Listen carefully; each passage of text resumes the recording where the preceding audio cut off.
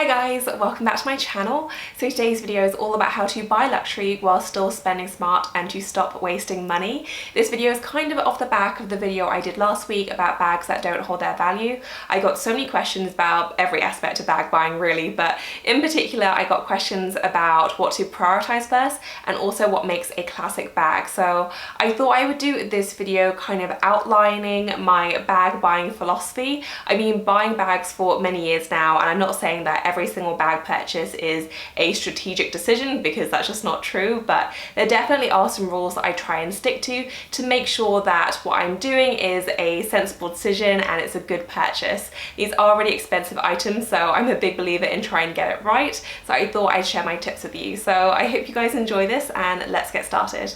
I am a firm believer that it is possible to buy luxury while still spending smart and making sure that you utilize your money in the best possible way. Obviously this is only applicable if you actually like buying luxury bags. Lots of people that don't think this is a complete waste of money. I happen to disagree, but I'm also a bag fanatic and I know many of you guys are as well. So this video is basically just sharing all the approaches I've taken to my bag buying.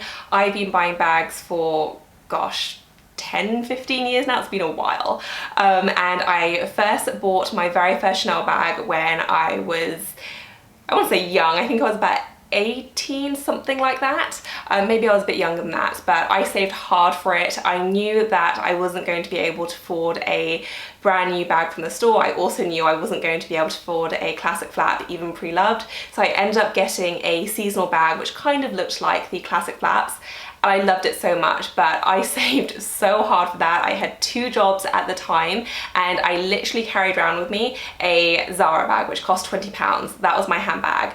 I didn't waste money on buying kind of contemporary line bags or trying to find a cheaper alternative.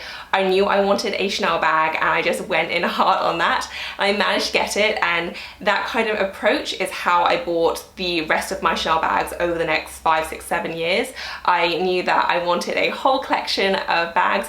I didn't know that the prices would increase as much as they have now. I knew that things tended to go up in price though, so it was absolutely my priority to get the bags that I really wanted, and then I didn't have to kind of worry about trying to secure those in my collection, I guess, if that makes any sense. So I didn't buy any other bags. I had a very small collection. If I did need a kind of functional day-to-day bag, I would go to the high street and I would get the cheapest one that I could, that I still liked, and I would never go over kind of £30–40. And that's how I got my Chanel collection while still very young. I saved all my money, that's what I prioritize. I didn't spend a ton on clothes. I certainly didn't spend money on bags.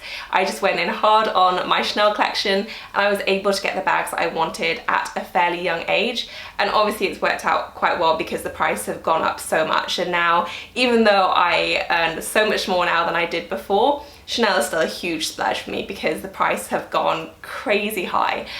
So I'm very glad I did what I did, but I have taken that approach to pretty much everything in terms of my luxury collection. I've really prioritized the things which were most expensive first and the things that I really knew I wanted, and then I looked at everything else later. So I'm going to break it down into 5 points or kind of tips, and this is how I plan my buying.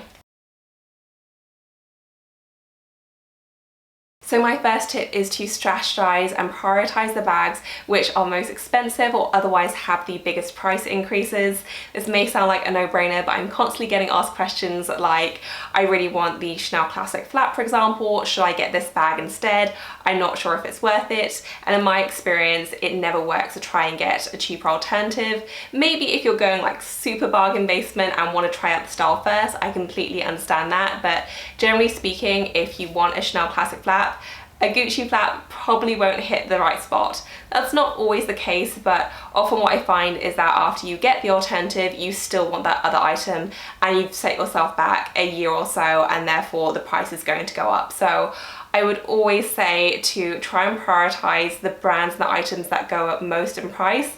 If you're interested in the very high-end luxury, then that's obviously Chanel. Hermes do have price increases. As far as I know, they're not quite as crazy as Chanel price increases.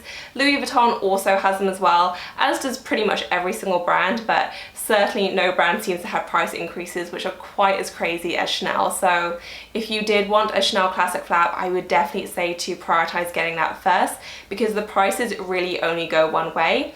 And whilst it's tempting to try and get, you know, a few cheaper bags, everything really does add up. So even if you're looking at contemporary line bags, which are what, average £300, if you get even 4 or 5 of those, that's almost the equivalent of buying a Chanel wallet on a chain at Heathrow. So the small purchases, or rather mid-range purchases I should say, because £300 per bag isn't really small, but the more mid-range purchases really do add up. And especially if you're looking at kind of Gucci, Saint Laurent, like proper luxury brands, those also really add up. So you will often be able to get, you know, 2 Gucci's or 2 Saint Laurents for the price of a Chanel bag. But if it's the Chanel bag that you really truly want, I would always say to go after that rather than getting distracted by smaller and still very expensive purchases. My second big buying tip and rule is that if you're looking outside of Chanel, Hermes and Louis Vuitton, then I would always say to wait for a sale or a discount code.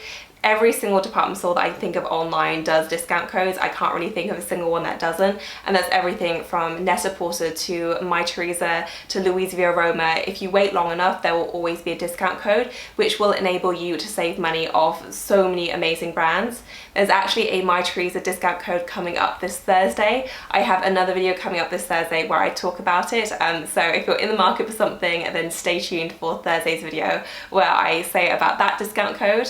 But there is always one around the corner, so there's really no reason to pay full price.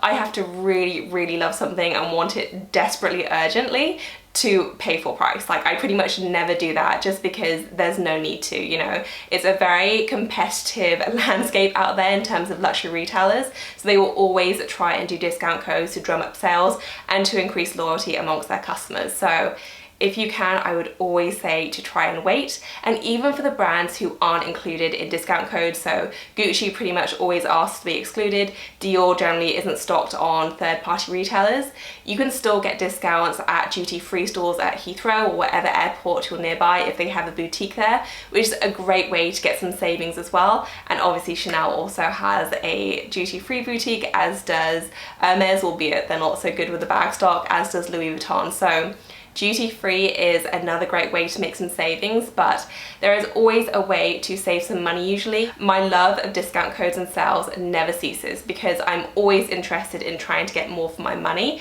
And if that means waiting kind of 1, 2, 3, 4 months, however long it takes, I'm willing to do that, because otherwise for me, it's just throwing money away. So if you're looking for brands outside the kind of usual 3, and by that I mean Chanel, Louis Vuitton and Hermes, Saint Laurent for example, Valentino, all those kind of brands are usually included in discount codes, so I would always say to wait if you can.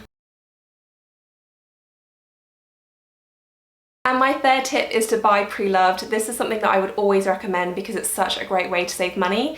And even if you feel a little bit funny about buying a used bag, just keep in mind that if you buy a bag new and you use it even one time, it's then a used bag. So it really is worthwhile doing. You can find some in amazing condition. 2 of my favorite bags I own, so my Chanel Mini and also my Celine Nano, I bought both of these pre-loved and they were pretty much new. You know, I don't think I'd be able to tell the difference between these and new versions, and I got a great deal on both of them. And especially when it comes to the Chanel Mini, it was a very difficult bag to find, so I was able to get one at a great price. I think I got it for about £1,200 in exactly the combination I wanted in new condition. So it is definitely worth doing, especially when it comes to slightly older styles. I'm not even talking vintage here, albeit vintage is a great one to go for, but if a bag style has been out for over a year, it is always worth checking, and you can save, you know, 20–25% and upwards, and depending on the price obviously,